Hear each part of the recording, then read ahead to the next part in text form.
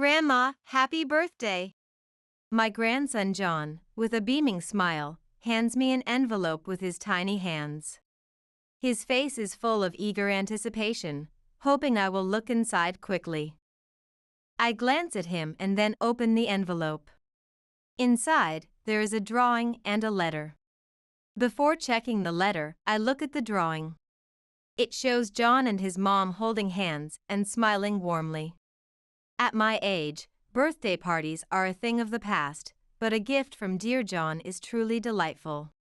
Thank you, John, I say as I thank him, and he proudly smiles and leaves the living room. As John exits, my son David comes to my side.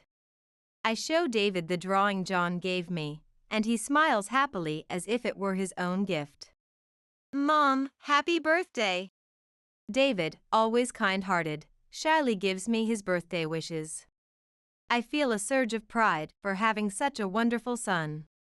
I suddenly realize I still have the white letter in my hand, unopened. When I open it, I find it is a letter. What? What is this? What's wrong?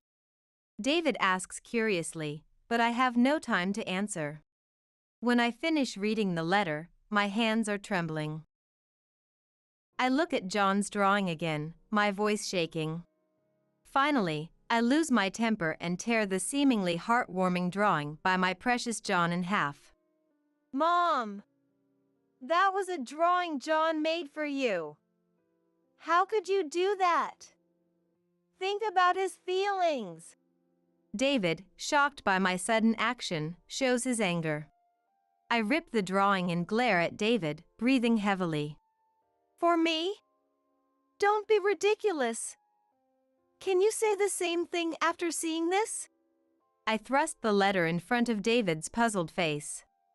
As I recall the past, thinking I might have to endure such injustice again is unbearable. I'll get my revenge, no matter what. I couldn't forgive her, no matter what. Thus, with my anger still boiling inside me, I vowed to get my revenge on her. My name is Elizabeth. I am currently 57 years old. I divorced my husband early on and have been raising my son David on my own while working multiple jobs.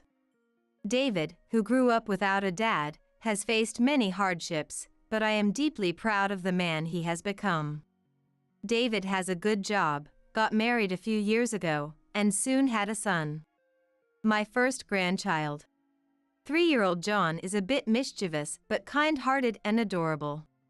At his suggestion, I moved in with him and his wife Susan after their marriage. Now, it's the 4 of us, including John, living together.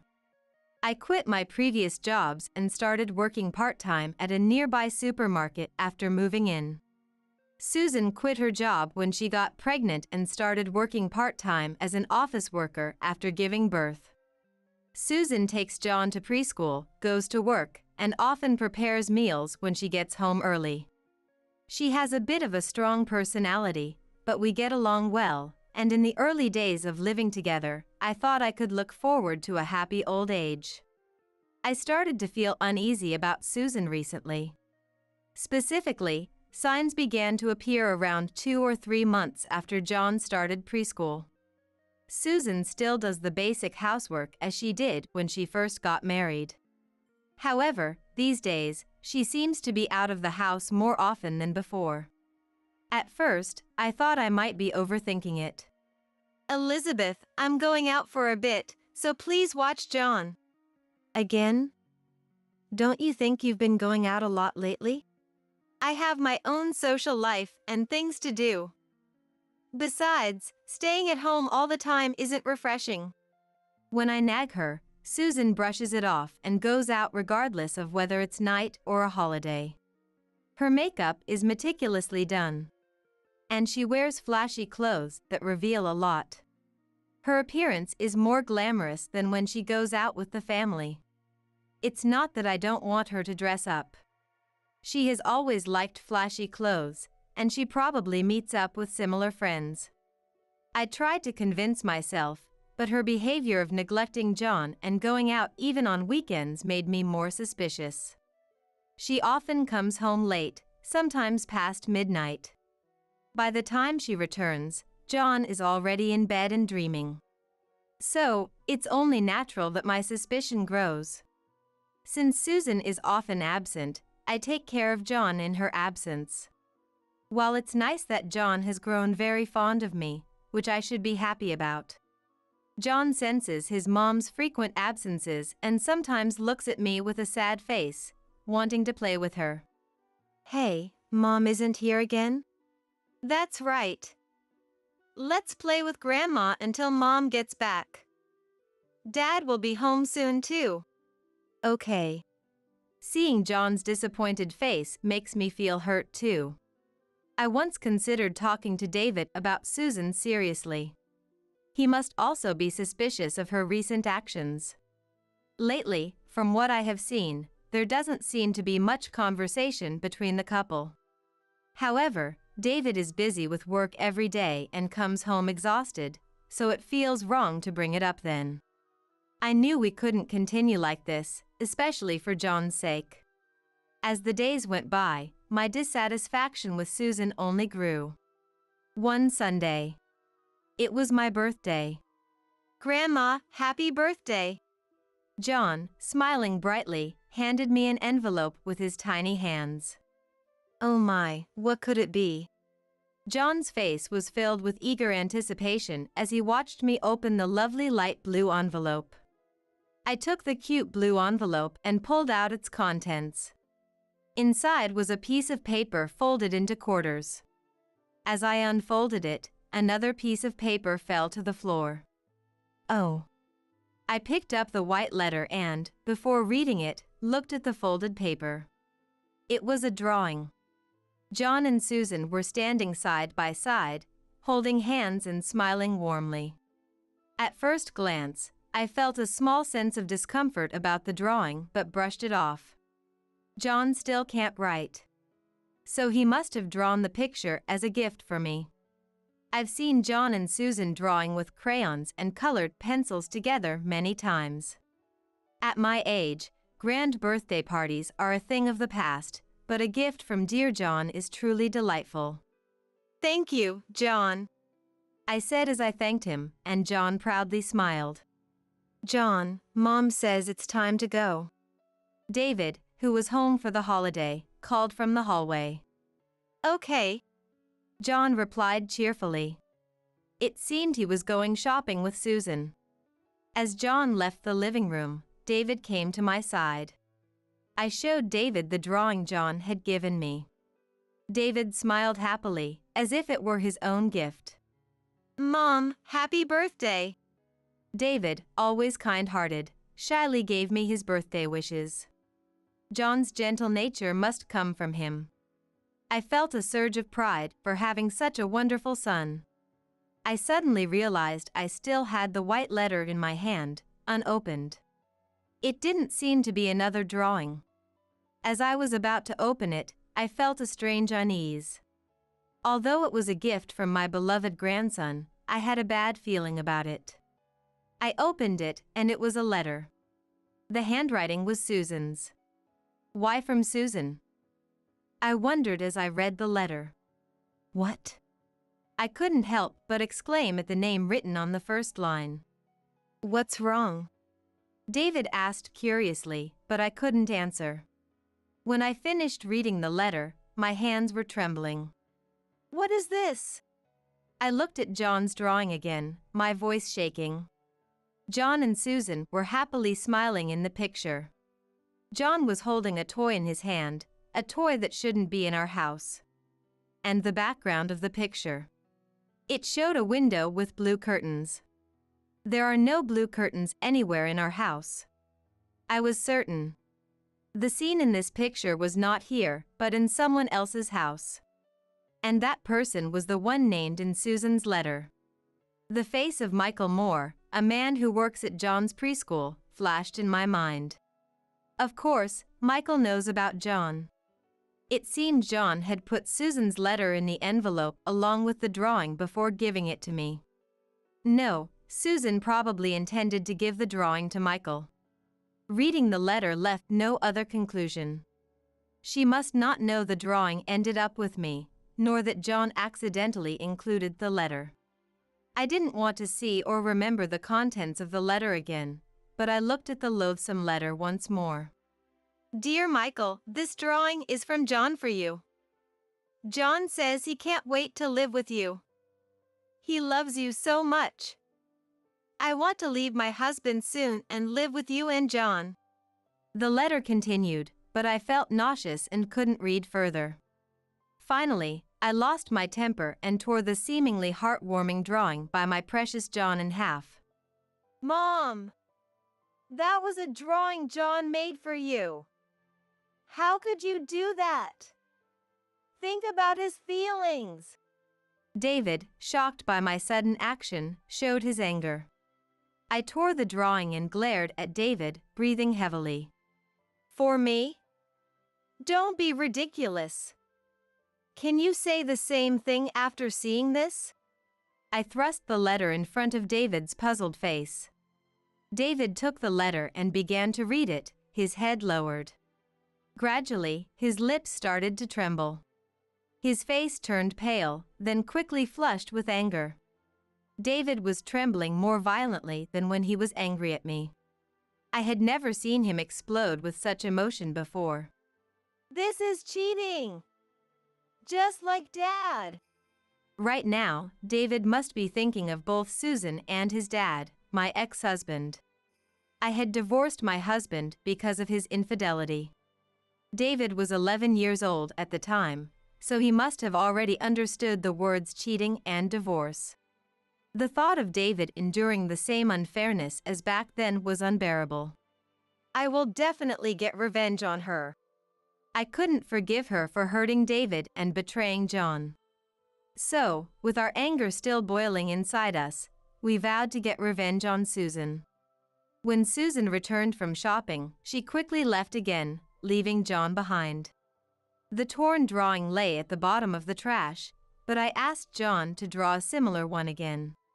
Following the plan David and I discussed, I added a note to Susan's letter. Imitating Susan's handwriting was challenging, but I managed to alter the letter successfully. The addition was an invitation to Michael for John's birthday party in a week. I wrote that she wanted him to come and that she would explain their future plans to her husband and mother-in-law. It was hard to write without making a face out of disgust. Unaware, Susan gave the altered letter and the new drawing from John to Michael the next day. Returning home in high spirits after giving her gift to her lover, Susan readily agreed when David suggested throwing a big birthday party for John. Of course, Susan, who loves a good party, agreed without suspicion. Then, we should invite many of John's friends. Susan enthusiastically invited many friends she met at preschool. She seemed so happy she might start humming a tune, and I watched her with a secret smile. Aren't you inviting the preschool teachers? No. It would be a bit much to ask them to come on their day off. David probed further, and Susan, trying to hide her guilty conscience, responded vaguely. I shrugged my shoulders discreetly, thinking, of course, she wouldn't want to invite them. As the birthday party approached, Susan continued to leave John in my care and went out dressed up. Both David and I were growing more impatient, but we knew everything would be settled soon. We spent the next few days with this thought, and on the Saturday before the party, I asked John to draw another new picture. Do you know Mom's friends she often goes out with? Friends? Yeah, I know. Right.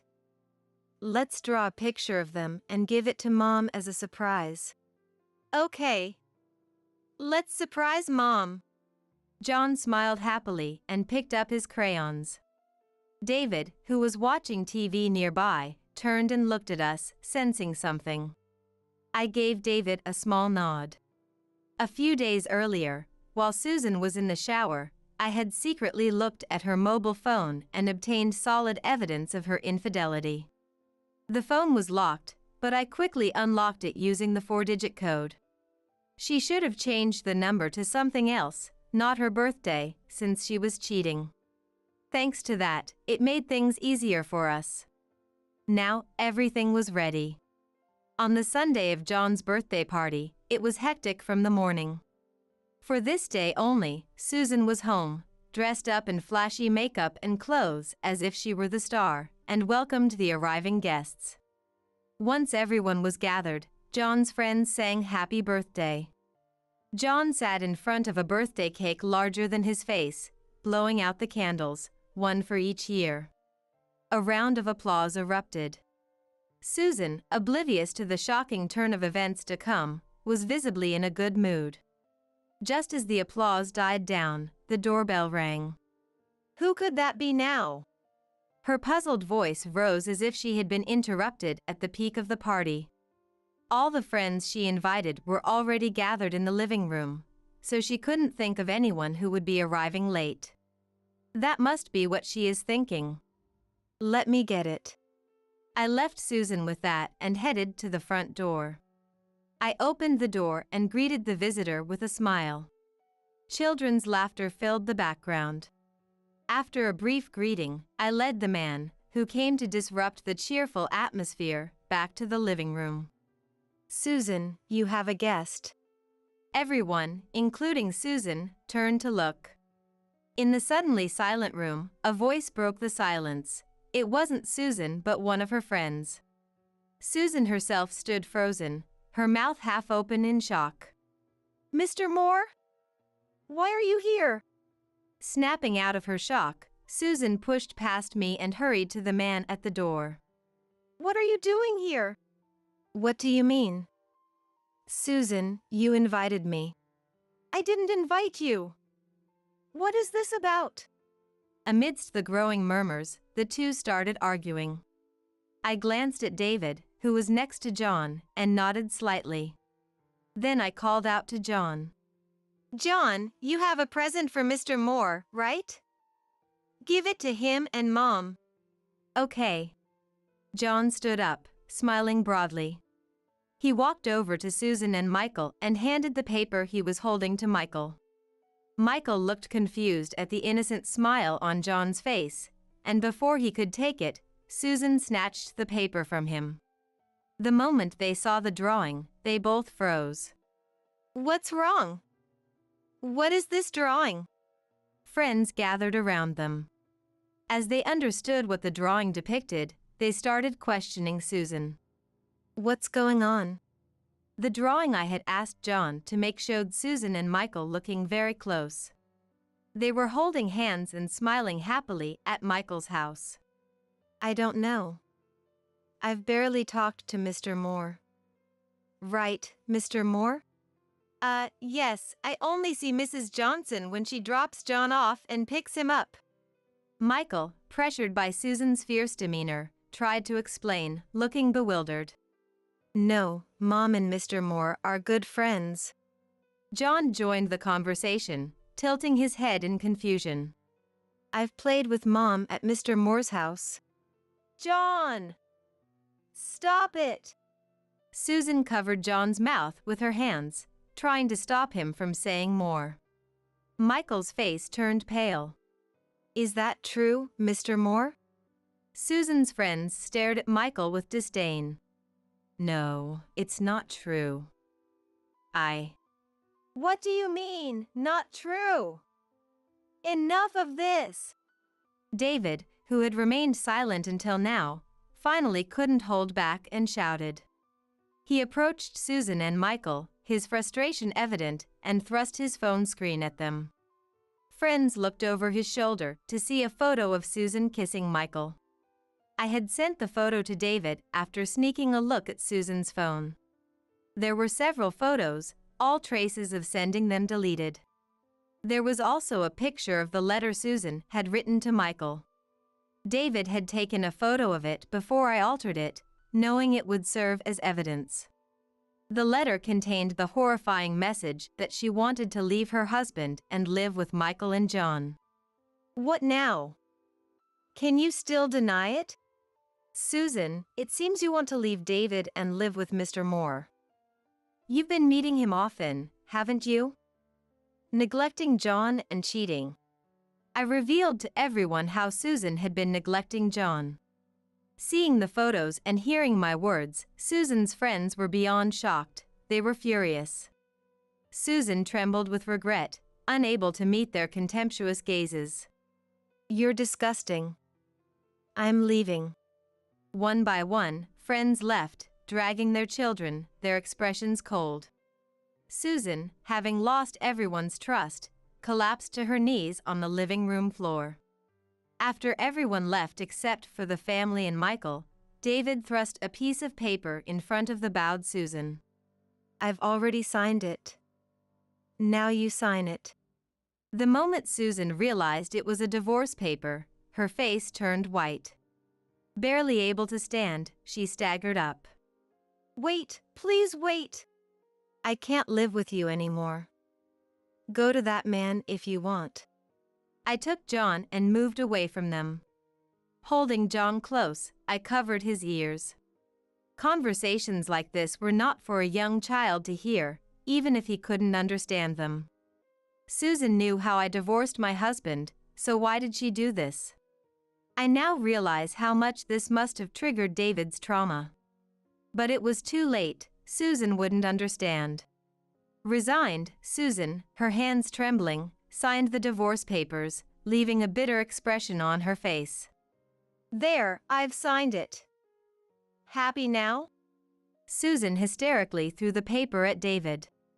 "Yeah, and you'll also pay for the damages caused by your affair." "I don't have a job. Where am I supposed to get that money?" "You don't have a job? What about your office work?" "Well, that's..." "You'll figure it out." David responded coldly. "If you refuse to pay, we'll take it to court." With that threat, Susan finally fell silent. She must have realized she had no chance of winning in court. After discussing with Michael, David also made him agree to pay for the damages. Susan left the house with Michael without saying a word to John. The next day, David submitted the divorce papers. The divorce with Susan was finalized. A few days later, I heard that Michael quit his job at the preschool. Complaints from parents had flooded in, and he lost his job due to the tarnished reputation. I don't know what happened to Susan after she went to Michael. Rumor has it that their relationship didn't work out, and I thought she might come back to take John, but she never showed up. But even if she did, neither David nor I would let John go. We couldn't entrust precious John to a woman who cheated. I decided to continue living with David and John. "John loves you more than Susan. So, let's keep living together here." John cried for days after Susan left, but he gradually started to recover. Even as a child, he seemed to understand that his mom wouldn't come in the same situation as David's past. "I'm not lonely. I have Grandma and Dad who love me," John said without shedding tears. I could feel that John truly cared for me, just as David had said. Overwhelmed with emotion, I hugged John tightly. A few weeks later, John had calmed down and started to smile again. "Okay, Grandma, I'm off. Now, I'm the one who takes him to and from preschool." As John waved energetically, I waved back. With Susan gone, I decided to give him even more love and support alongside David, watching him grow. "Get lost with the kid, you adulteress." Despite it being late at night, my husband, Kelly, raised his voice and hurled insults at me. Out of sheer fear, I couldn't help but close my eyes. The reason behind these accusations is simple. Our daughter's blood type is one that couldn't possibly come from the two of us. Upon discovering this, Kelly concluded that I had cheated on him and started blaming me. "I swear I haven't cheated on you. You can even do a DNA test if you want. Though it will likely be a waste of time, I'll do it to prove you're a cheater." We had been so close when we first got married, I never thought things would come to this. "You'll regret saying that." "What are you talking about?" There's no way I'll regret it. Kelly seemed confident in his words, but I couldn't understand why. He should be the one to know best that I haven't had the opportunity to cheat, given how much time we spend together. But his lack of trust pushed me to agree to the DNA test.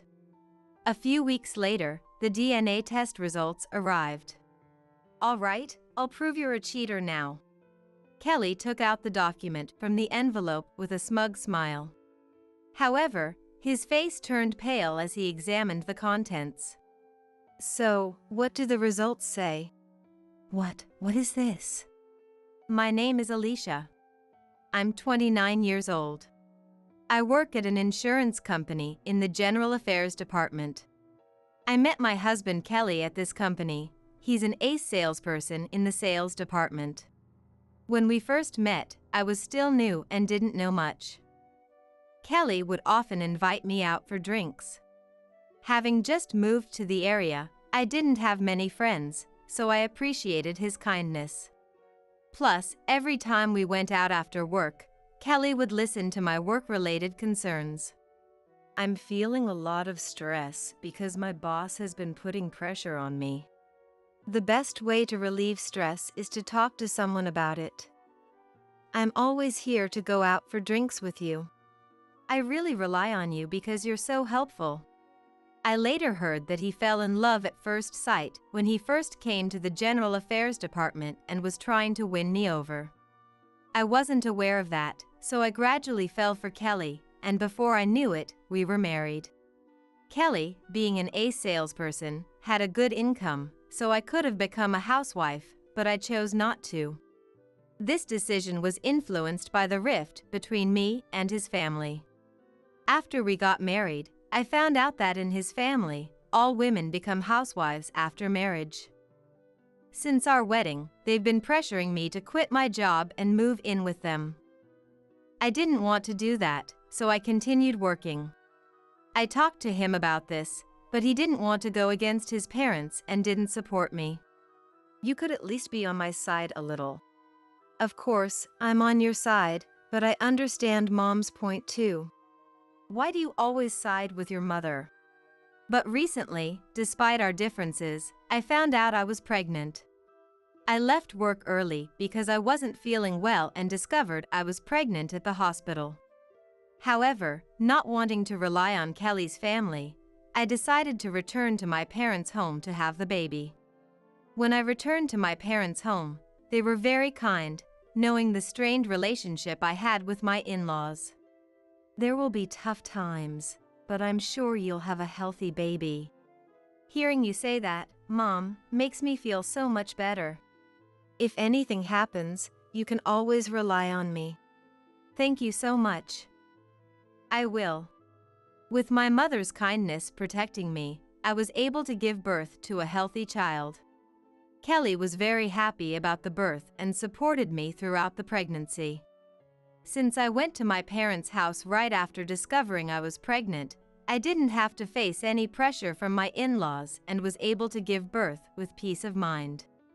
However, even years after giving birth, my mother-in-law Natasha continues to pressure me whenever we meet. Although my in-laws adore our child, they want us to return to their home as soon as possible because of their affection for the child. One day, after a usual day at work, I came home to find her there. Since she has a spare key, she sometimes comes over without notifying me. The moment I realized she was in the house, I felt genuinely uncomfortable. As soon as I entered the living room, she immediately started pressuring me. When will you be satisfied with working? You're not getting any younger, so quit your job and come back home. I have no intention of quitting my job or returning to the in-laws' house. What kind of attitude is that, after we were kind enough to let you marry my son? The child is about to start kindergarten, so you must come back before then. Please don't say let you marry. Of course, I'm considering the child, but this is a matter between me and my husband. Our child will attend a kindergarten near our current home. Oh dear, why did he marry someone like you? Besides, the The General Affairs Department doesn't pay that well, so I don't see why you insist on continuing. No matter how hard I try, she will never acknowledge me. Recently, I heard from my husband that Natasha had hoped he would marry someone from the sales department. Apparently, she believes that people in sales are better at understanding others' feelings and would become the ideal wife for her son. In other words, she dislikes me. Even though it doesn't directly concern me, being constantly told such things takes a toll on my mental health. I didn't expect it to be this bad, and now I don't know what to do. Moreover, Kelly, being a mama's boy, always downplays her pressure. Even though it's an issue within our marriage that needs to be resolved together, he doesn't support me at all. You should tell her that it's fine for me to continue working. I'll raise our child properly. Why don't you just ignore her? It's not like she's putting that much pressure on you. You may not realize it, but she's pressuring me a lot. If this keeps up, it could escalate, and who knows what she'll do. I don't think Mom would go that far, but I'll talk to her next time I see her.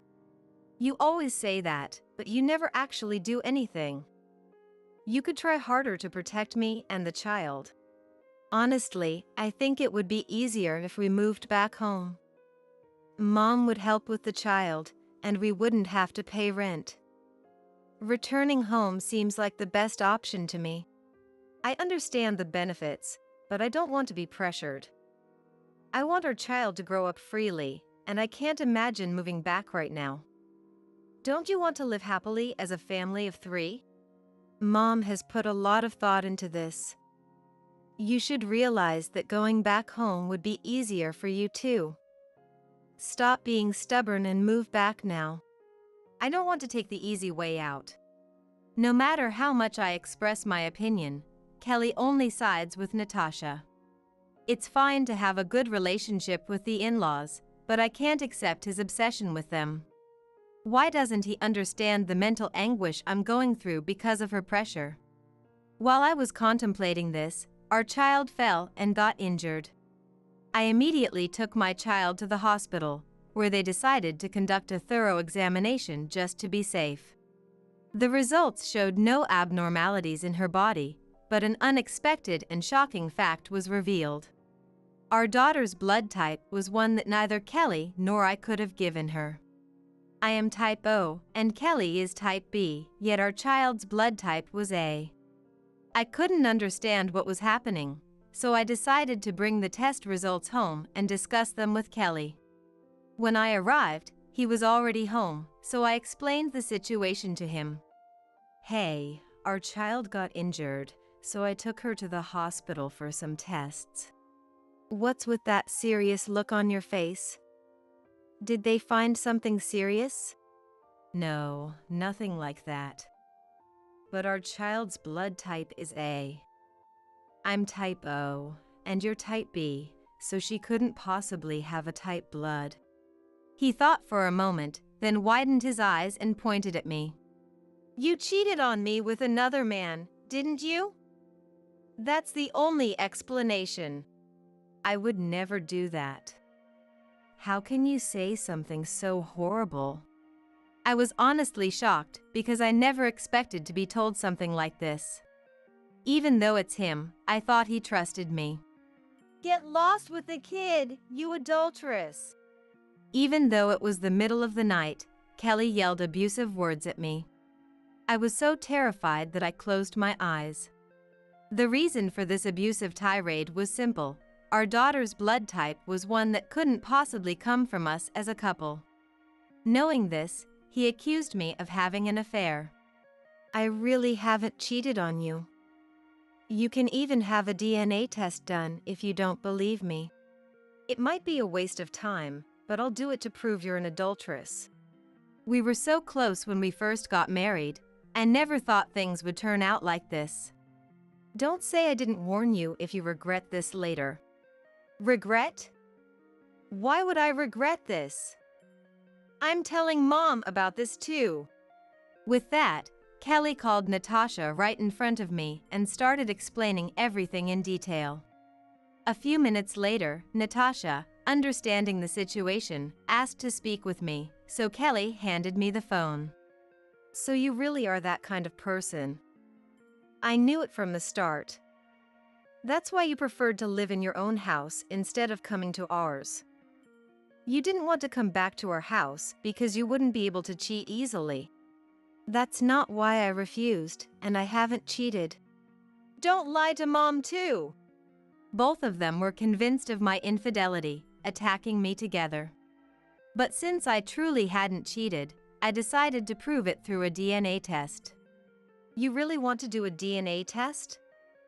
It will only reveal your wrongdoing, so I suggest you don't.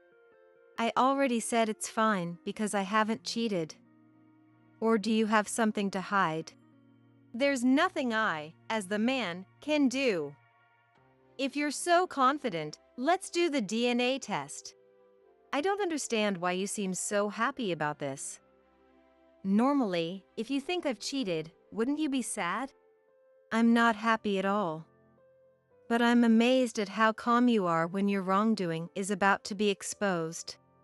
Of course I'm calm because I haven't done anything. If there were even a slight possibility, I'd be panicking. If the DNA test proves the child isn't mine, we're getting a divorce. I can't stay married to someone who has a child with another man. Fine by me.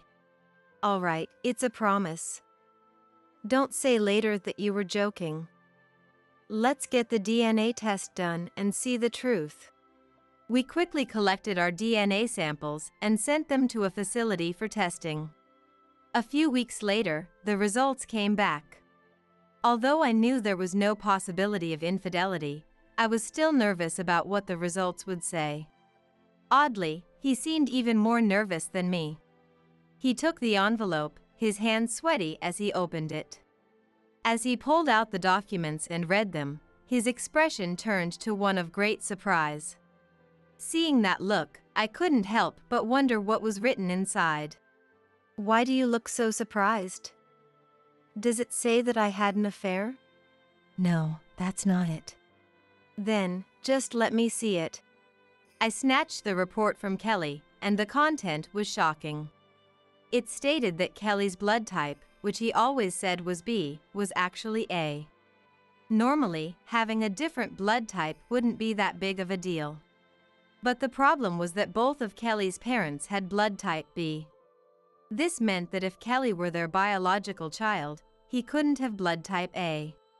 That's why Kelly's face turned pale. He had been accusing me of having an affair and bearing a child from it, but now it seemed his own parents might not be his biological parents. The shock was too much for him, and he stopped saying anything to me. He took the report from me again and checked if his blood type was indeed A. However, it was clearly stated, leaving no room for doubt. Moreover, because Kelly didn't want any errors in the testing, he had chosen a very expensive and reliable facility. So, I was confident the results were accurate. What is going on here? Why am I type A when Dad and Mom are supposed to be type B? I never thought we'd discover this. But now it's clear I didn't have an affair because it wasn't a secret lover who was type A, it was you. You're right.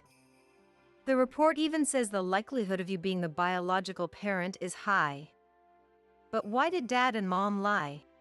You accused me of cheating so much, yet you have nothing to say about that? Normally, accusing your spouse of an affair is unthinkable. I'm sorry about that. But it's strange to do things that make you look suspicious. Maybe you're upset, but the report proved I did nothing wrong. If we had known from the start that your blood type was A, none of this would have happened. Also, how have you never had a blood test in your 30s? I've never been hospitalized and have always been healthy. Since both my parents said they were type B, I didn't see the need to check. It's rare, but 2B types can have an O-type child. But they can't have an A-type child, so there must be some hidden truth in your family. Yeah, I guess you're right. I can't stand this. I'm going to find out the truth. Kelly couldn't sit still and hurriedly started getting ready. We took the report and headed to his parents' house. I wasn't sure why I had to go along, but I decided to join him. When we arrived, both of his parents were there, waiting for us. Natasha was smirking, thinking I had come to apologize for cheating. She probably assumed I was here to apologize for my confirmed affair. So, you really were cheating, and now you're getting a divorce from Kelly? Is that a divorce paper Kelly's holding? I didn't cheat, so we aren't getting divorced because of that. If we divorce, it might be because of something on your side. Why would it be my fault? There's no problem now that the affair is off the table. I've only heard a bit, but what happened? And what's this talk of divorce when your child was just born? It seems the child's blood type was unusual. What do you mean by unusual blood type? Robert, my father-in-law, seemed quite unsettled since he hadn't been informed about the situation. Given that we suddenly arrived talking about divorce and blood types, it was understandable. It seems Alicia might have had an affair. The child's blood type can't come from the two of them. I can't believe Alicia would have an affair. Is this true? Since the birth of the child, Robert has been very kind to me. It seems he was thrilled to become a grandfather. I had heard stories about people starting to exercise just to play with their grandchildren, but I never thought I'd see it myself. His kindness to both me and the child was appreciated. Currently, the child was in Kelly's room, so Robert seemed intent on protecting me. I would never have an affair. I'm not like some people. And who exactly are you referring to? Never mind that. Just show them the DNA test results. You're right. Kelly, perhaps still shaken, obediently followed my request. He took out the DNA test results and showed them to his parents. The test proves we're a legitimate family. But why is my blood type A, not B? If both Dad and Mom are B, I should be B or O. Kelly's words left his parents speechless. They seemed unable to process the information. After a while, as they started to grasp the situation, they became even more agitated.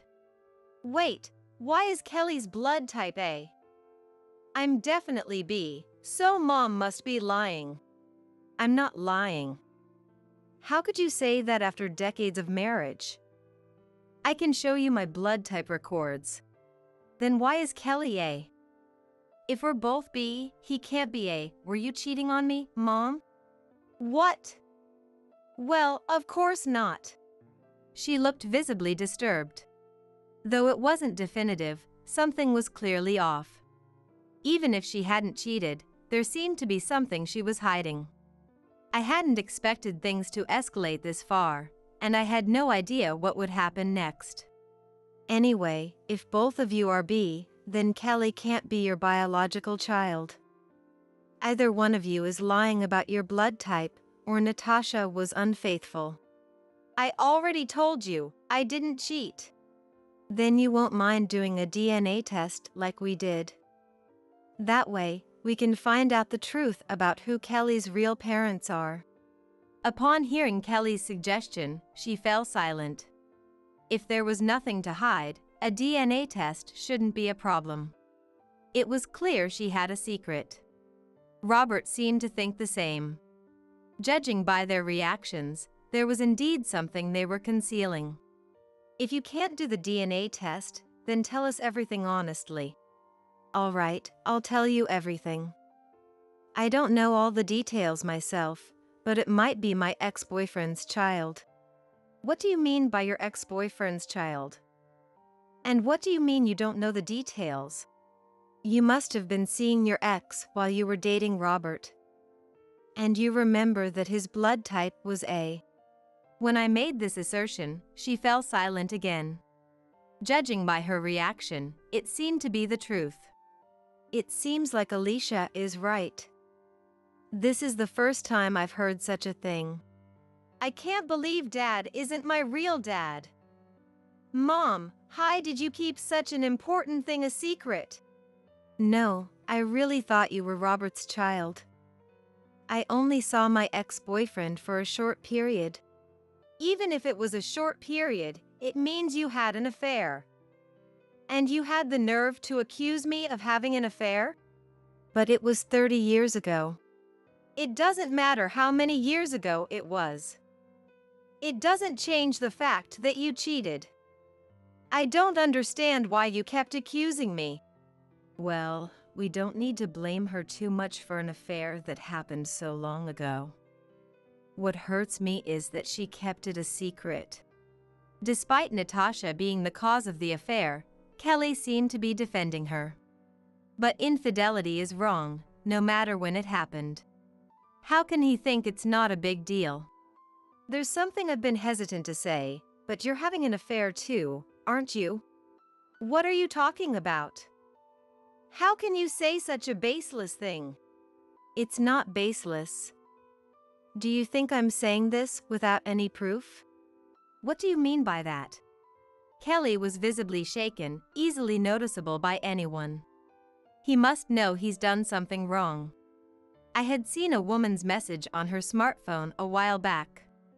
I didn't know if it was an affair, but in this situation, it was a good time to shake him up since he was already off balance. Kelly was clearly rattled, not expecting this affair scandal to turn towards him. Are you telling me both Natasha and Kelly had affairs? Don't tarnish our family name like this. Mom might have done it, but I was recognized as a parent by the DNA test. Don't compare me to Mom, who had an affair and a child. My affair was 30 years ago, so it's past the statute of limitations. And since Kelly is already 30, it shouldn't matter if the parent is different. That's a different issue. Don't lump me together with you. Unlike you, I haven't cheated. You seem pretty confident, but I have proof. Saying this, I showed the photo of the notification screen from Kelly's smartphone that had messages from a woman. The content clearly showed a close relationship with the woman. Even Kelly wouldn't be able to deny this evidence. How? I had a password set on my phone. When you came back from a business trip, you left it unlocked while you were sleeping, so I saw it. I didn't crack your password or anything. Cheating right after having a baby, you're truly a terrible man. Mom, you're the last person who should say that. You had a child with someone other than Dad and kept it a secret. I never expected the situation to escalate to this extent, but the suspicion against me had cleared, and it seemed like this family was heading towards collapse. Their affairs had come to light, and Robert, beyond anger, was completely dismayed. Robert, concerned for me and my child, allowed us to return home. He must have thought it was best for us to leave the scene of the family discord. The next day, Kelly returned home, looking utterly exhausted. You're late getting back. A lot happened after that. Don't act like it's none of your business. Why did you have to show that picture in front of everyone? How dare you turn this around on me? I don't care about you anymore. You called me an adulteress when you were the one having an affair. Well, that was... Kelly seemed to be reflecting on everything. He was probably thinking about his affair partner. If he hadn't left his smartphone unlocked in his exhaustion, I wouldn't have suspected anything, and he might be regretting that now. You tried to accuse me of infidelity to avoid paying alimony in a divorce. But I can see through all your plans. How could you cheat on me when we just had a baby? You don't need to say anything more. I'm reflecting on it.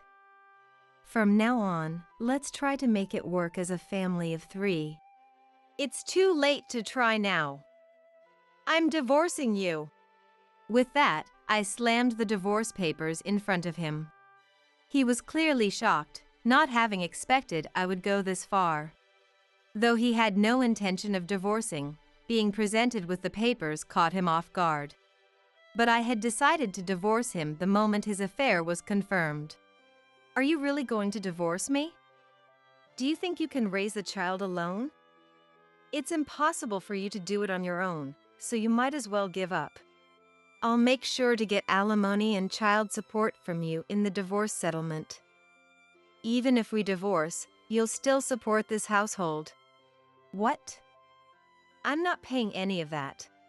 I've already consulted a lawyer, so it's pointless to resist. If you have complaints, take them up with your past self." His face turned pale. He never thought he'd have to pay such money. Being a spendthrift with no savings, he was probably wondering what to do. While we were having this conversation, Natasha suddenly appeared at our house. Apparently, she had followed Kelly, who was on his way back. "The discussion isn't over yet, so don't just leave. You're not getting our house. After everything you've put us through, don't expect any kindness from me." "I'm sorry, but can I just stay at home? Why should I let you stay at the house? You clearly said you'd never come back, and now you want to?" Excuse me, I hate to interrupt." "What now? You've already ruined our family, and you still have more to say? You're worthless without the child. Honestly, I'd prefer you not to be with Kelly." "Well, I've already decided to divorce Kelly, so we won't be together anymore. And Kelly will be busy paying alimony and child support, so please take care of him." "What? Are you two really getting a divorce?" She seemed quite surprised to hear that we were getting divorced. Despite her constant taunts, it was clear she hadn't considered the possibility of our divorce. Given all the nasty things she'd said, I assumed she had considered the potential for a mother-in-law and daughter-in-law conflict to lead to divorce. But she must have thought that since she didn't divorce after her own affair and raising a child with someone else, divorce wasn't an option for us either. However, I couldn't see myself continuing with a husband like Kelly, who cheated on me, or a MIL who constantly pressured me. Given that Kelly cheated on me, I can't stay with him. And I certainly don't want to live with a MIL who constantly pressures me, I said. Robert, who had been following Natasha, came to our house as well. "I heard everything at the door. You're getting a divorce, huh? It's unfortunate, but considering Alicia and the child, it's probably for the best." "How could you say that?" Natasha exclaimed. "By the way, we're also getting a divorce," Robert said. "What? I haven't heard anything about that." Natasha responded. "It's obvious to anyone that we should divorce. So, please leave the house you're living in." "Then where am I supposed to go?" Kelly asked. "You're old enough to figure that out for yourself. Don't think you can shirk your responsibilities to Alicia and the child and have an easy life at home." "And where am I supposed to go?" Natasha asked. Both Kelly and Natasha, who had been so assertive until now, turned pale at his words.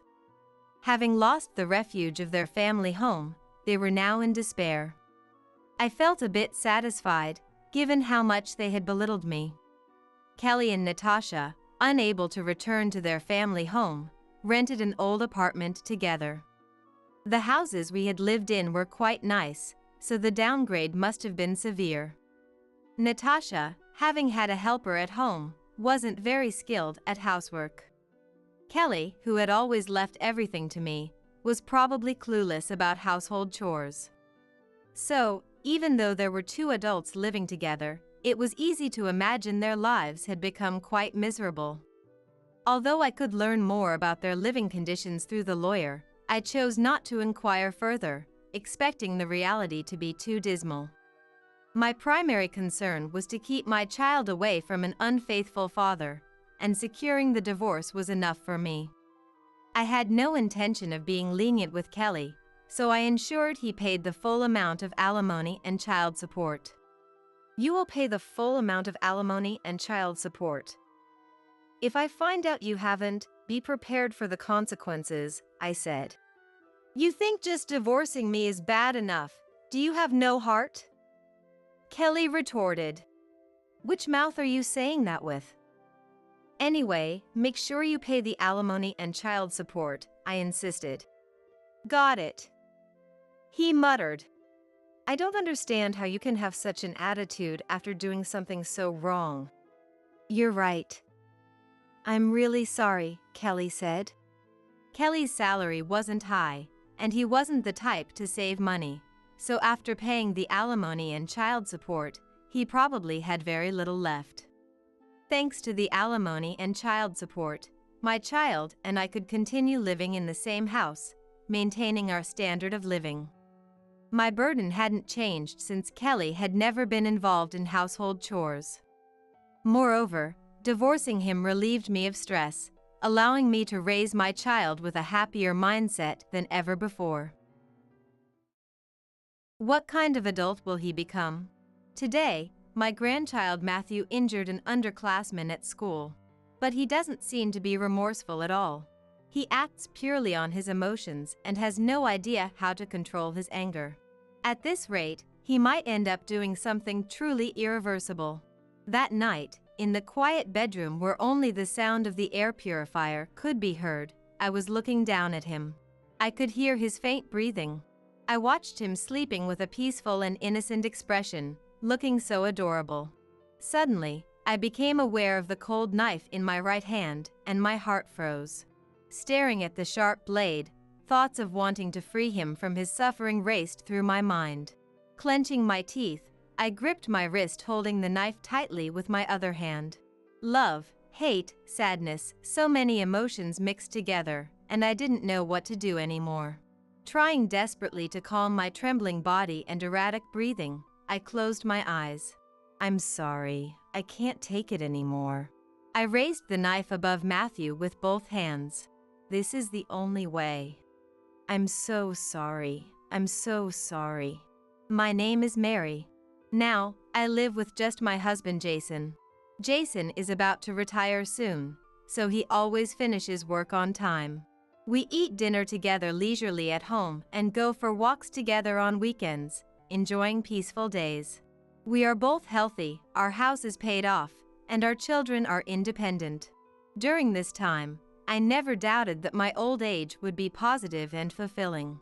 My daughter Rebecca works in fashion and travels for work frequently, both domestically and mainly to Europe, working very hard. She decided when she was young that she wouldn't get married. It's not a matter of being strong-willed. I truly respect her, who lives with pride in her work.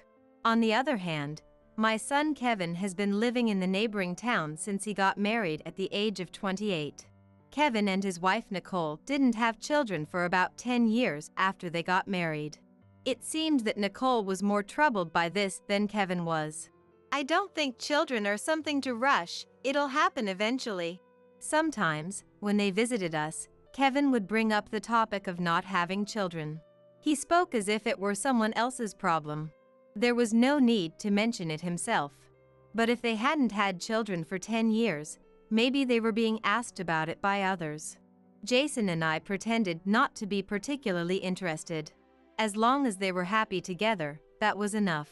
Nicole is always telling me not to drink or stay up late. She's like my mom, it's annoying.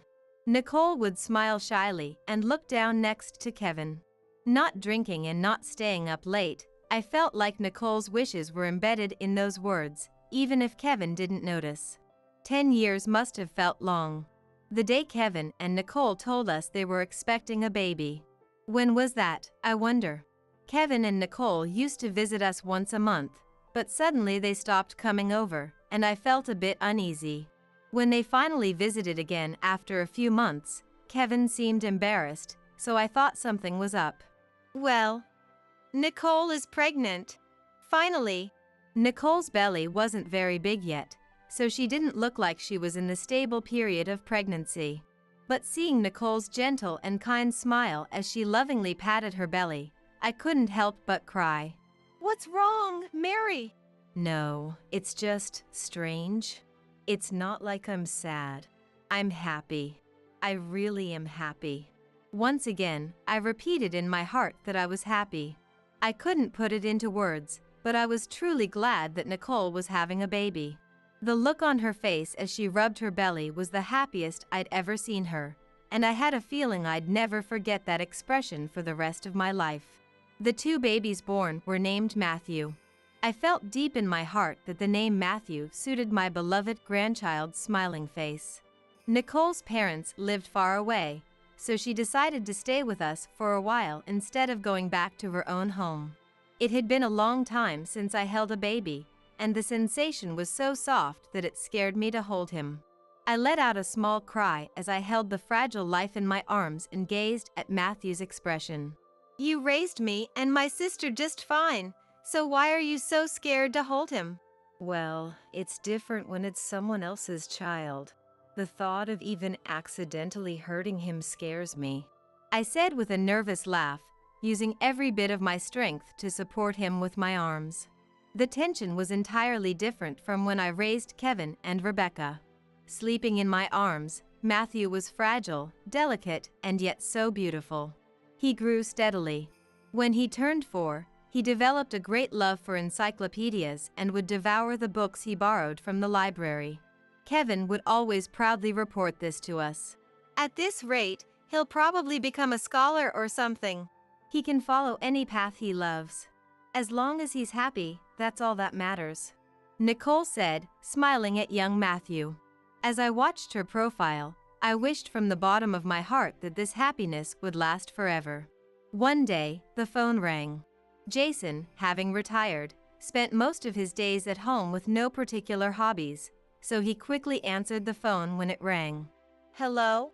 Jason answered warily, suspecting a scam or telemarketing call. I was watching TV. It was an ordinary day. Holding the receiver to his ear, Jason quietly looked at me, and even though our eyes met, he continued to stare at me without looking away. From his lifeless eyes, I sensed that something terribly bad had happened. The call that came on an ordinary day informed us that Nicole and Matthew had been in an accident and were taken to the hospital. They were apparently on their way home from kindergarten. I imagined Nicole talking to Matthew, holding hands as they walked home. Maybe discussing what to have for dinner or planning to do some drawing at home. They approached the crosswalk, checked the signal, and started to cross. It was all in my imagination, but it felt incredibly real. A car driven by someone who had fallen asleep at the wheel. The 2 of them being thrown into the air. The moment they hit the ground, Nicole instinctively cradled Matthew's head. Jason and I, having received the call from Kevin, went to the hospital where they were taken and sat silently in the waiting room. The image of Nicole and Matthew being hit by a car replayed in my mind over and over again, and I covered my face many times. Why did this have to happen? Eventually, the doctor told us that Nicole had died. Kevin was speechless, standing motionless in the stark hallway with a fixed expression. Only Matthew survived, but there was a possibility of him having a traumatic brain injury, but it seemed Kevin didn't hear the doctor's words at all. When I took Jason's hand, he too was staring into space with his mouth slightly open. Before the feeling of sadness could well up, the funeral arrangements began to proceed. When Nicole's funeral ended, Kevin asked if I could take Matthew in. "I'm sorry, just for a little while. With Nicole gone, I just need some time alone to think."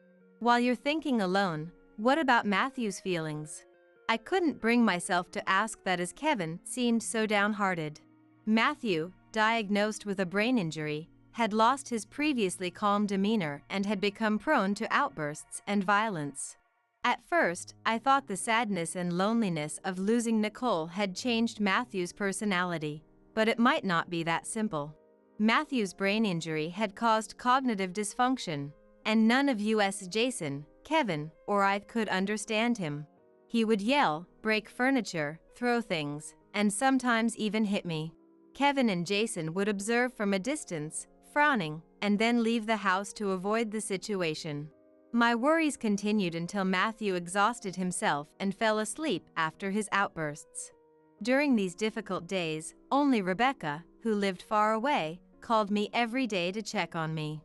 "I'm sorry, Mom. I'm overseas now, but I'll definitely visit when I get back to the States." Hearing Rebecca's voice softened my heart a bit. I am of an age where society calls me elderly. Living with a young and violent grandson was mentally and physically exhausting.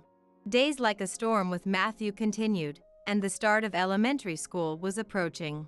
During kindergarten, Matthew caused problems with his violence and harsh words, and I kept apologizing repeatedly. I wondered if I had ever apologized so much in my life. At first, everyone spoke sympathetic words, but gradually, people began to avoid Matthew and me. Even the moms who had been Nicole's friends started to avoid us, deepening our isolation. The kindergarten teachers made various accommodations, but Matthew, unable to move his body as freely as the other children, was always frustrated. When I went to pick him up from kindergarten, he would watch an active boy balancing on the balance beams. The boy, with his handsome face, would balance confidently on the beams, clapping and laughing with his friends. "Grandma, watch me." Matthew tried hard to balance. No matter how many times he tried, he kept falling. Seeing this, the confident boy began to mimic him. The boy pretended to fall from the balance beams as a joke. The boy who had effortlessly balanced earlier now mimicked Matthew's movements and laughed with his friends. Eventually, losing interest in Matthew, the boys laughed and moved on to other playground equipment with their friends. Matthew, with tears welling up in his eyes, "Grandma, watch me," he said, hitting me in the stomach. Sometimes, Matthew's violence extended to other children. I told Kevin that it might be better for him to attend a special education class in elementary school. But Kevin, and even Jason, opposed the idea. "Matthew has some hysterical moments, but he doesn't need a special education class." Special education is for kids with disabilities, right? I don't know. Is he that bad? Cognitive dysfunction is not easily noticeable. Kevin and Jason don't seem to understand the severity of the situation since they spend so little time with him. I've repeatedly explained how his outbursts cause trouble for those around him, and more importantly, how much pain he himself is in. But they refuse to accept it. It seems to me that they close their eyes to the fact that their beloved grandson, their son, sweet Matthew, is disabled. As time went on, Matthew's violent behavior became more severe as he grew. Even though bruises appeared on my arms and thighs, Kevin and Jason turned a blind eye.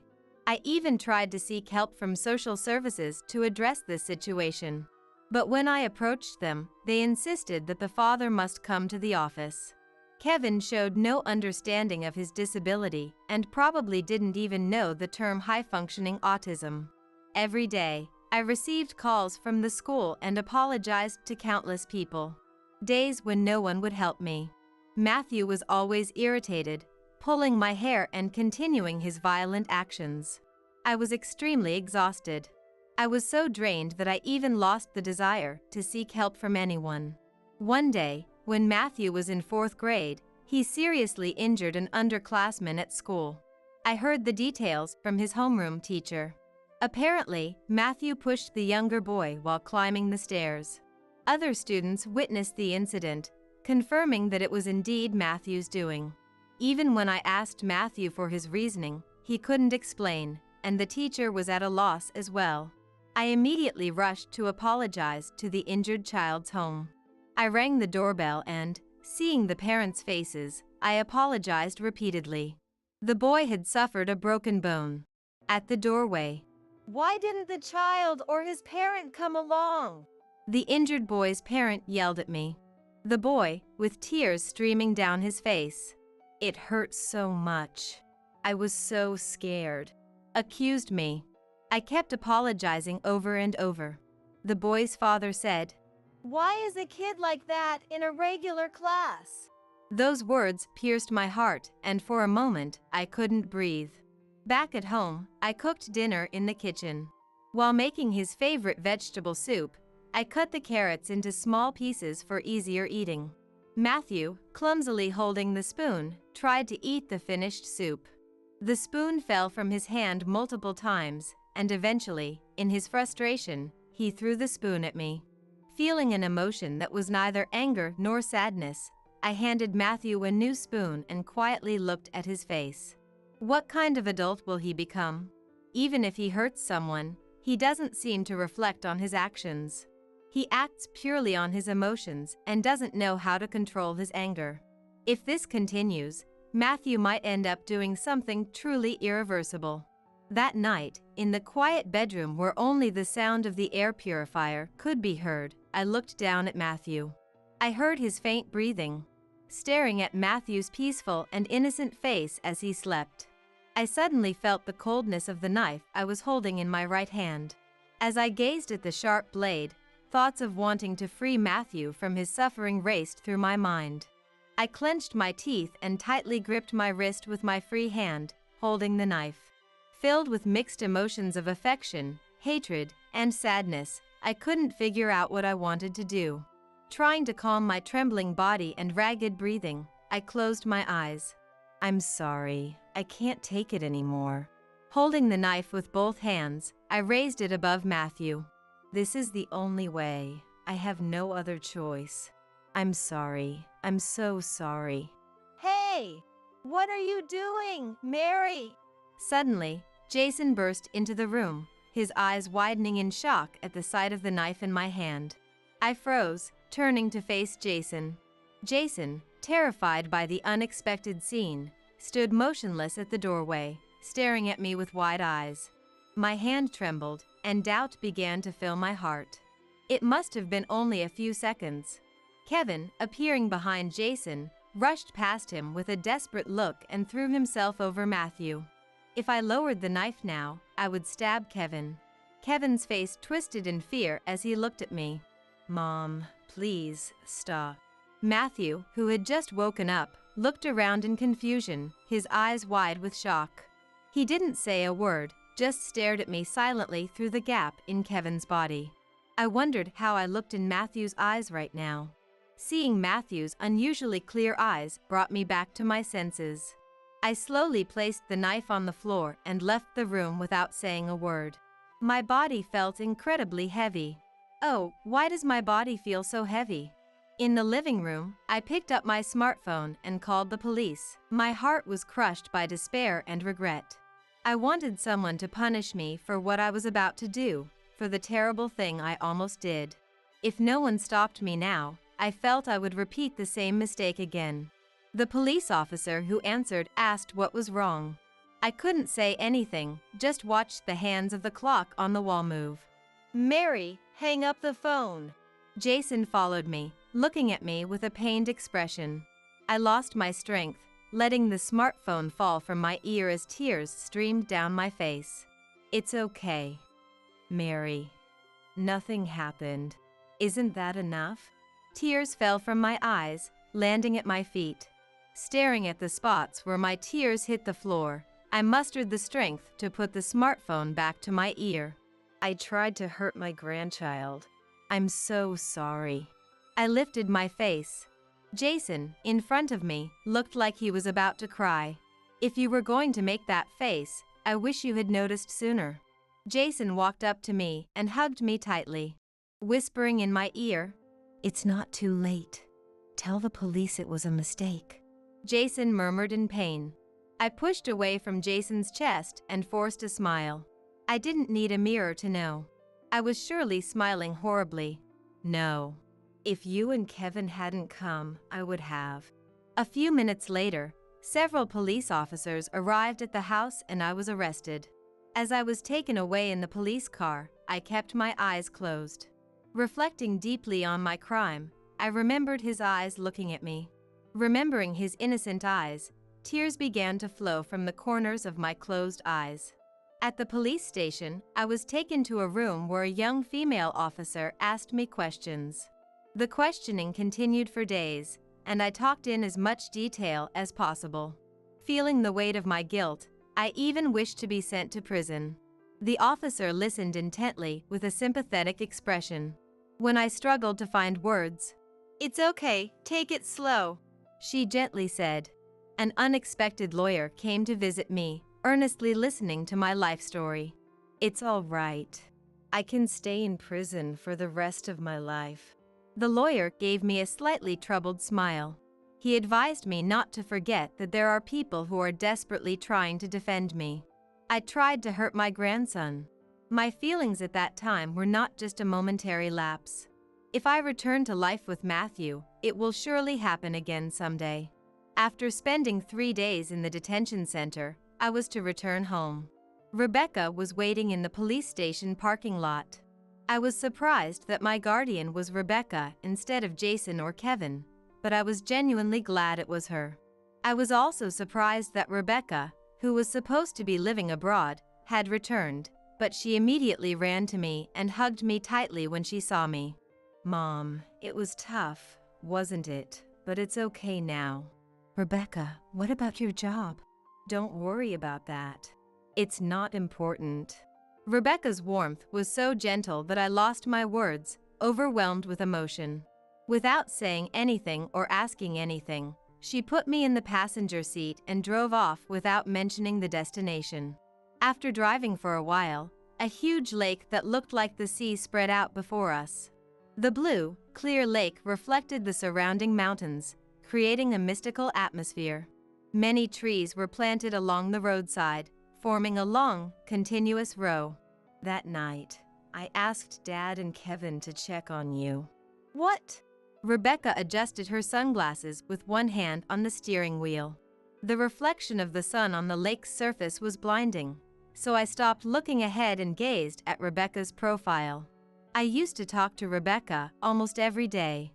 I also talked to Rebecca on the phone that night, but I don't remember what we talked about. But I'm sure I must have expressed my frustration with my current life. Life with him was reaching its limit. Matthew had grown to a point where I couldn't control him on my own. If Matthew continues to grow like this, he might become irredeemable. Then, perhaps I confided in Rebecca, who was living abroad and couldn't do anything about it. That day, you didn't seem like yourself. You seemed cornered and helpless. That night, Matthew had injured a kid at school. I was made to realize again how much trouble we were causing others. The sad eyes of the injured boy and the resentful looks from his parents. No one was blaming him. Instead, it felt like I was continuously blaming myself for not raising him properly. "It's my fault. Nicole is gone. I have to be Matthew's mother." "Mom, you're not his mother." Rebecca kept her eyes on the road as she declared this. Eventually, the car slowly came to a stop, and Rebecca gently placed her hand on mine, which was resting on my lap. "You're not Matthew's parent. You don't have to push yourself this hard." "But I don't know what to do." "I'm sorry, Mom, but I wish you had relied on me more." Even with her sunglasses on, I could tell Rebecca was crying. "There's no way I could rely on you, I couldn't." But Rebecca, who was supposed to be working abroad, had dropped everything and come to be with me. I was so happy that I choked up. "Thank you," and whispered. It didn't matter where the car was headed anymore. My heart was so full that I felt sleepy and closed my eyes quietly. I found out later that neither Jason nor Kevin knew I was taking care of Matthew all by myself. During the police investigation, Jason said, "I thought Kevin was helping." And Kevin, "I assumed Dad was with him," explained. Both of them had been avoiding the responsibility of dealing with Matthew, leaving it to each other. Rebecca was apparently furious. After the incident, I started living in the apartment Rebecca had arranged for me. A few months after the incident, when I met Jason and Kevin for the first time in a while, they tearfully expressed their regret. "Mary, I'm so sorry. We left Matthew's care all to you." "Me too. I should have been a father, but I was stuck grieving for Nicole. I'm really sorry." Their sadness wasn't just from regret. The incident had made it into the local newspapers. Neighbors were interviewed on TV, and our family became the center of attention for a while. The school, considering Matthew's situation, strongly suggested transferring him to a special education class. Jason and Kevin had always been against the idea, but the persuasion from numerous school officials led to the change. At first, Matthew himself was unhappy about being singled out, but now he has adjusted and is living more peacefully than before. Jason and Kevin were sternly advised by their company to pay more attention to their family, and are now almost forced to leave work on time. Matthew wasn't present at this meeting. When I asked about it, Kevin smiled slightly. Nicole's parents moved nearby after the incident. They're taking care of him now. If Kevin and I took care of him alone, it would have been so tough. He would get angry and hit us. We're really grateful to Nicole's parents. They genuinely seemed thankful, but I couldn't help but think that if they'd realized it sooner and helped me, things might have been different. As I was thinking this, Jason and Kevin both apologized again. We're truly sorry. If you ever feel ready, maybe we could try again. I covered my ears at those words. I still didn't have the courage to face Matthew. When I think back to that night, my hands start to tremble. His peaceful sleeping face and the cold feel of the knife. And those young eyes peeking from between Kevin's arms as he tried to protect Matthew. He might not understand yet what I intended to do that night. There was a prolonged silence as everyone seemed to forget how to speak. Rebecca gently placed her hand on my shoulder and stroked it softly. Mom, Dad, and Kevin haven't forgotten all you've done for the family. Take your time. Rest now. Rebecca. Everyone makes mistakes sometimes. What's important is that we learn and grow from them. Don't you think? Encouraged by Rebecca, Jason and Kevin nodded emphatically. Maybe if I had been more open about my struggles with the family from the beginning, things wouldn't have turned out this way. From now on, let's make sure we talk things through properly, not just about Matthew, but about me, and everyone else too. Don't worry, Mom, you can do it. Rebecca's smile was so bright that I couldn't help but smile back. Considering my situation and Matthew's feelings, my sentence was suspended. Sometimes, I cook. When they were young, Rebecca and Kevin loved my fried chicken and ate lots of it. The fried chicken, passed through Rebecca, reached Matthew, who was overjoyed to eat it. If I try harder, I can see Grandma, right? Now, Matthew is undergoing appropriate rehabilitation under expert guidance so that he can live well despite his physical limitations. He couldn't play sports like other kids or climb stairs as quickly as them. It's those little things that no one notices that I think really hurt Matthew and caused him distress. He is moving forward too. Tomorrow will surely be a better day than today. Life is a battle with difficulties. Everyone faces obstacles and hardships they can't avoid. Getting understanding and cooperation from those around us is not something that's impossible. There are always people who will be on your side, definitely. No matter how much you want to run away, if someone is there to worry with you, that alone could be enough to save you. After finishing the fried chicken and thoroughly cleaning the kitchen with a cloth, I suddenly remember his smile. If he smiles while eating the fried chicken I made, I am happy. Imagining the day we can all live together again, I quietly close my eyes for now. If we can make her responsible and push for a divorce, we'll get a hefty settlement, right? Then I can marry you, Emma. Until then, I'll take as much of her assets as I can. I froze as I watched the video captured on the dashcam. My fiancé was laughing as he talked about why he was marrying me. And the person he was talking to was the woman sitting in the passenger seat, his mistress. Shaking with disbelief, I made up my mind. I would never forgive him. I would make him pay. The showdown was set for Sunday, the day of our wedding reception. I'm Karen, in my 30s, working at a clothing company. Although I am energetic and working now, I once became a recluse. I lost my parents in a car accident during high school, and the shock kept me from going to school.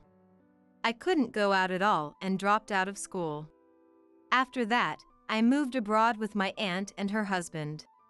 In a completely different environment, they showered me with love and I gradually became able to live normally. I took the GED so I wouldn't have trouble finding a job and passed successfully. When I became an adult, I decided to become independent and returned home to get a job. The job I found was at a clothing company, which I loved. I started as a sales staff, sometimes using my language skills to assist tourists. And now I manage several branch stores in the area. My best friend is Sally, a colleague who joined the company at the same time as me. Sally is my confidant and I can talk to her about anything. We often went out for drinks together. One day, as usual, Sally and I went out for dinner after work and unexpectedly ran into someone. Hey, could it be you? Huh? I turned around to see a high school classmate, Mike. Mike? Long time no see. It's been since high school, right? How have you been? I'm out drinking with my coworkers. How about you, Karen? I'm with a friend. I see. It's nice to have good friends. I was a bit worried about you back then. Would you like to join us? What? But I don't want to intrude on your company, folks. Don't worry, they're all friendly people from the trading company I work at. Here's my business card. I'm working at a clothing company. We exchanged business cards. You always liked fashion back then, didn't you? Huh? How do you know that? Well, there are things I'd like to talk about. Would you like to join us? Sure. I'll ask my friend. When I asked Sally, she agreed to join us.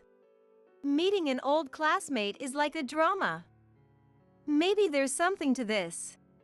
She joked, smiling at me. Despite my skepticism, I was a bit excited. Actually, Mike was someone I had a bit of a crush on in high school. He was good at sports, always the center of attention with a bright personality, admired by everyone. Then came my parents' accident. After dropping out, we lost touch.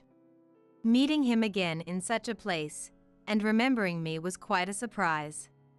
Mike's 3 colleagues were all great conversationalists, and the drinking party was lively.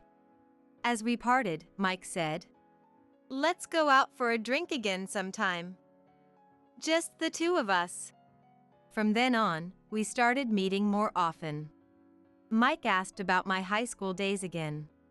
What happened to you? You suddenly stopped coming to school, and it surprised us. Actually, my parents died in a car accident, and it was mentally tough, so I couldn't go to school. Really? That must have been hard. Did you have a tough time living? How did you manage? Yeah. Well, there were a lot of things, but my parents left me an inheritance that I could live on for the rest of my life. And my aunt and uncle took care of me a lot, so things settled down somehow. Really? That's amazing. But I'm really glad we could meet again like this. You might think it's too late now, but I've had feelings for you since high school, Karen. What? Really? I know it's late. Honestly, after you stopped coming to school, I couldn't forget you, even now. I still have feelings for you. It's embarrassing, right? Knowing that, I'm still going to say this. Will you go out with me with marriage in mind? What? Really? Yeah, I couldn't joke about something like this.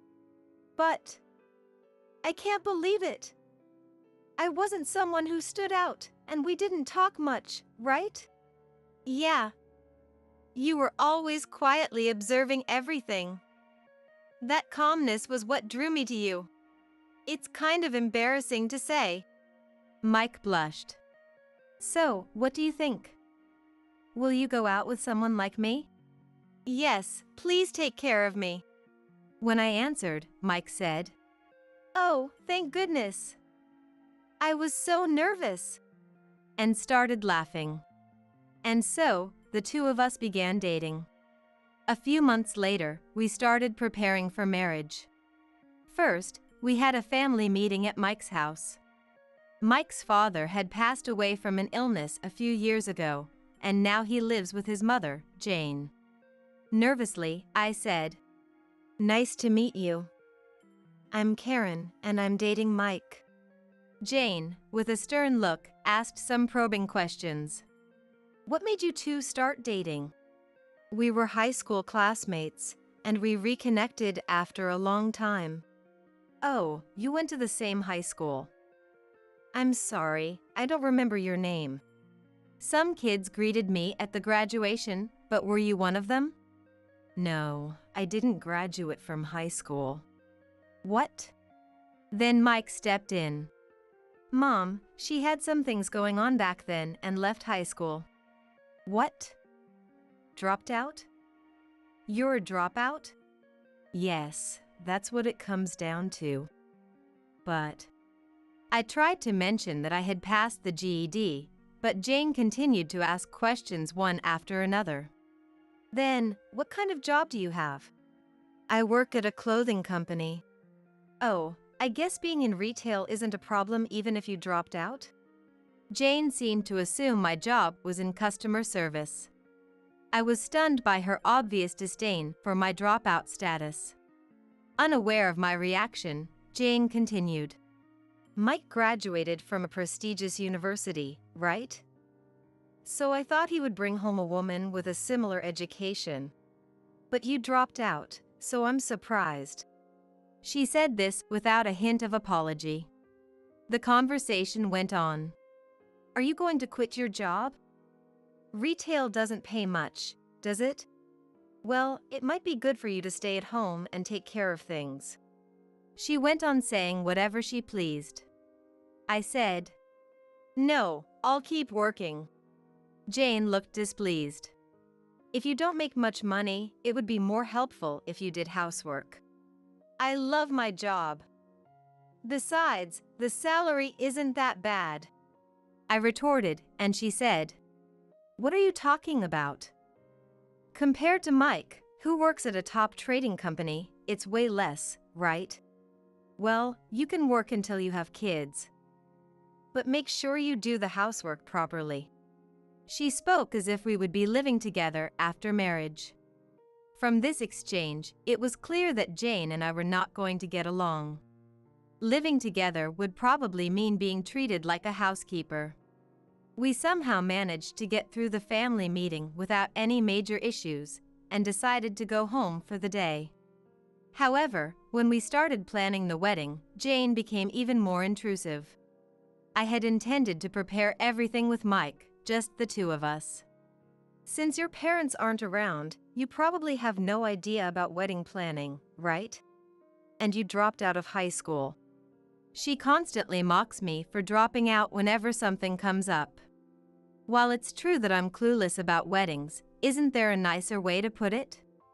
Our plan was to have a small, intimate ceremony with just close friends and family, but Jane had a completely different idea. "What are you talking about? Our family has a long history and lots of relatives. Mike is the eldest son of such a family. He graduated from an Ivy League school and knows so many people. It's only natural to have a grand wedding. This is why dealing with someone without parents and who dropped out is so frustrating." She was already full of snide remarks. Mike said nothing to Jane. So, the wedding preparations began, not as we had planned. After several meetings, it was just a month before the wedding. I was already exhausted from dealing with Jane. Seeing my distress, "Let's go shopping," my friend Sally suggested. Most of the wedding preparations were done, and I definitely needed a break. We decided to go to a new outlet mall the next weekend. I would drive. Driving is my hobby and a way to relax on weekends. I take pride in my Italian car, equipped with an option that records everything inside the car automatically while driving. Watching these recordings with friends after a drive used to be fun, but lately, I hadn't been able to go for drives because of the wedding preparations. It had been a while since I went shopping with Sally, and I was really looking forward to it. Especially since it was a new mall we were visiting for the first time. I was so excited that I arrived at the meeting place with Sally early. With time to kill, I fiddled with the navigation system and pressed the history button, only to see the name of an unfamiliar hotel. What? What is this? I sometimes lent the car to Mike, who said he used it to drive with friends. The hotel history was from the previous weekend. It was the day I was trying on my dress, and Mike said he wanted to keep my dress a surprise for the wedding day. So he went out with friends and borrowed my car. Did he visit this hotel with a friend? Just then, Sally arrived. Sorry to keep you waiting. So, I decided to check it later. The shopping trip was fun, but that hotel name lingered in my mind. After parting with Sally, I went home and checked the history again. Nervously, I searched for the hotel name on my smartphone and found the same address. It's a motel! I decided to check the car's recording camera. And there, in the passenger seat next to Mike, was a woman I didn't know. She had long hair, was well made up, and looked a bit younger than me. Where should we go today? Mike asked. I feel like eating something delicious. She replied in a sweet voice. Let's go to that Italian place we went to before. How about a nearby hotel after that? Sounds good. Clearly, he was cheating on me. In front of my shocked eyes, the video kept playing. Are you really getting married? You said you would marry me. The woman pouted. I was planning to, but then I reconnected with her. What do you mean? She seems to have quite a bit of wealth. What? Mike's shocking admission hit me hard. That woman has always acted like a princess since high school, and I heard she inherited her late parents' estate. I knew about it back then, but I never knew the exact amount. When I found out, she said it was enough to never worry for a lifetime. It might be several $100 million. Isn't that amazing? So, you're after her money? Does that mean you'll never marry me? Don't worry. I'll break up with her eventually. I'll make her take the blame and get a lot of alimony from the divorce, right? Then I'll marry you, Emma. In the meantime, I'll take as much as I can from her. Mike, you're such a bad guy. But if that's the case, I can wait. She laughed nastily, and Mike joined in with a big laugh. My body completely froze. It was shocking to learn that Mike had another woman, but even more shocking was that the person I admired was trying to get married just for his own desires. And I felt pathetic for being fooled by such a terrible man. The shock was so great that, even though I usually don't take time off work when I'm not feeling well, I ended up bedridden this time. While I was resting at home, my friend Sally came by, worried about me, so I decided to tell her everything. What? That's the worst. Break up with him. It's a good thing you found out before getting married. Sally got angry as if it were happening to her. That's true. I'm glad I found out Mike's true nature before getting married. But it's frustrating. It's not just the cheating. I can't forgive him for trying to marry me for my assets. And Mike's mom always looks down on me for not finishing high school whenever something comes up. Yeah. So, you want to get back at them? But there's only a month left until the wedding. That's right. At that moment, a good idea came to me, and I looked into Sally's eyes. Will you help me? And whispered. And so, I began to plan a way to make that condescending family regret looking down on me. The showdown was on Sunday, the day of the wedding reception. According to my friend Sally, who was keeping an eye on things, Mike and Jane were in the dressing room at the venue, all dressed up and pacing around the room. This was because the bride, me, had not yet arrived. What's going on? Mike, did she run away? No way. That's why I didn't like someone who didn't finish high school. All the relatives are here. This is so embarrassing for me. I invited my coworkers from the company too. If the bride isn't here, it's going to be a huge problem. Mom, what should we do? They seemed more concerned about their own pride than the bride. But the bride still didn't show up. We have no choice. Let's explain the situation to the guests and put all the blame on the bride. Jane went to the banquet hall where the guests were waiting. The bride didn't even finish high school. It seems she doesn't understand basic manners. We apologize for keeping you waiting without the bride and groom being here together. And began to explain. Hearing this, the guests began to stir. What? Jane was stunned. Seizing the moment, I jumped out from the back of the guest seats. I'm right here. Karen, why are you there? Oh, come on. It's because you all were so late. You were 3 hours late. So, I greeted everyone by myself. What? But the reception starts at 3 p.m., right? That's what the invitation says. Jane shouted, showing the invitation in her hand. What is going on? Mike, who came in later, also seemed confused. No. The start time is noon. It's written on both the invitation and the hotel's information. I showed the genuine invitation with a triumphant look on my face. Yes, I had given a false invitation to the groom's family. Except for the guests and the event schedule, I was in charge of all the wedding preparations, so it was easy to deceive them. My firm explanation was met with applause from the guests who arrived according to the invitation. Noticing Mike's arrival, the guests laughed. Finally here. The bride's been waiting. And said, "Ah, boss. Thank you for coming today." Mike scratched his head and greeted them. Hey, did you drink too much at the pre-party and oversleep? Normally the bride would be furious. But she made a joke of it, saying maybe you were with your mistress and that's why you're late. Had everyone laughing. Hearing this, the crowd got noisier again. In contrast, Mike's relatives all looked displeased. This is unacceptable. Being late on such an important day. Such reprimands came from all around. But the real laughter at their expense was yet to come.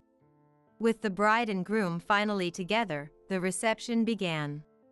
The reception proceeded smoothly, and a screen was set up midway. Now, we'd like to introduce a video about how the couple met. A surprise from the bride. The host announced. Mike looked surprised. The lights in the hall dimmed, and the screen displayed the title, Why We Decided to Marry.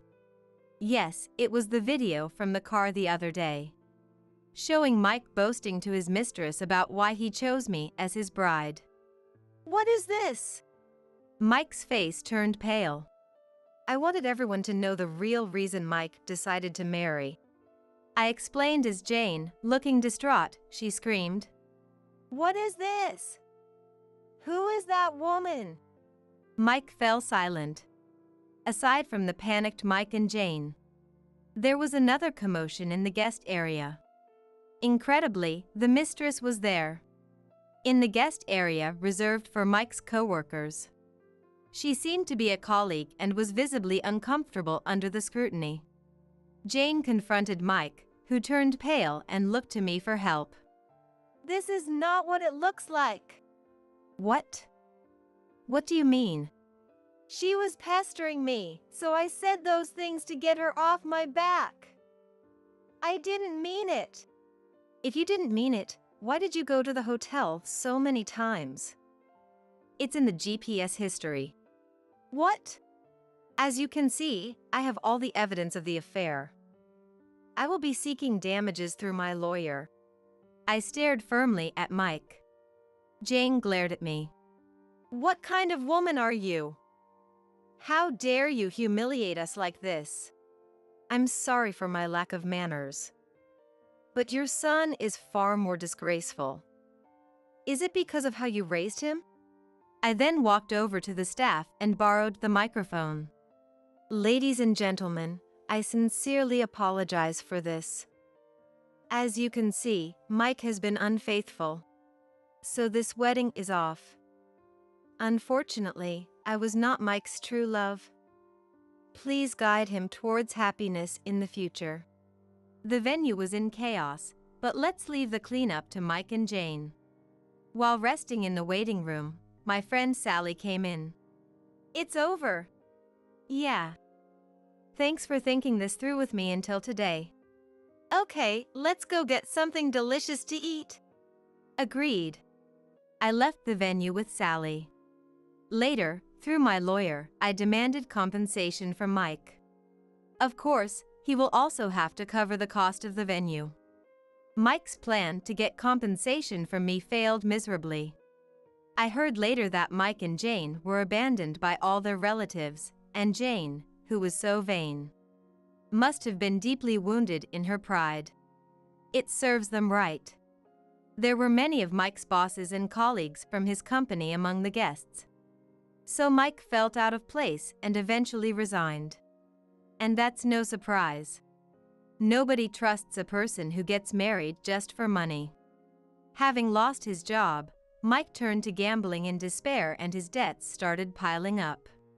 Hearing that he graduated from a top university is laughable. Naturally, he couldn't marry the woman he was cheating with either, and she also quit her job as well. It's her own fault.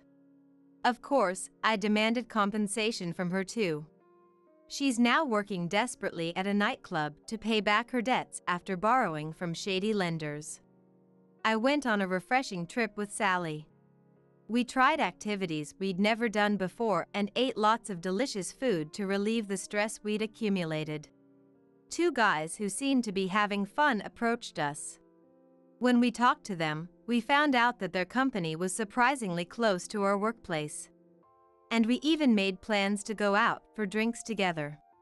I have a feeling that something new is waiting for me. Leaving the memories of those pitiful people behind, I offered flowers to my parents' memorial portraits.